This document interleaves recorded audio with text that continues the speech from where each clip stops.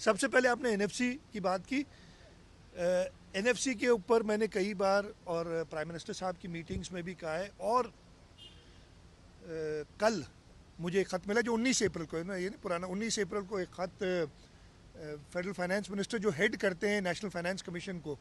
انہوں نے خط بھیجا ہے. 1 سال اور کتنے 2 مہینے ہو گئے تقریباً حکومت کو آئے ہوئے, یعنی 14 مہینے بعد خط بھیجا ہے کہ سندھ اپنا نمائندہ, اس لیے NFC کے اندر فائنانس منسٹر ممبر ہوتا ہے اور ایک پرائیویٹ ممبر نامنیٹ کرتی ہے صوبائی حکومت, وہ ممبر ہوتا ہے. تو آپ اپنا نمائندہ نامنیٹ کریں 14 مہینے بعد. کل میں آپ کو یہ خوشخبری دیتا ہوں کہ یہ خط آیا ہے میرے پاس, کل مجھے ملا ہے, اور انشاءاللہ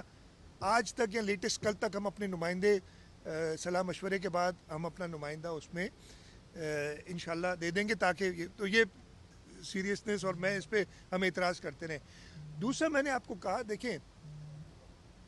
فوڈ سیکیورٹی کا ایشو ہے ملک میں, ہم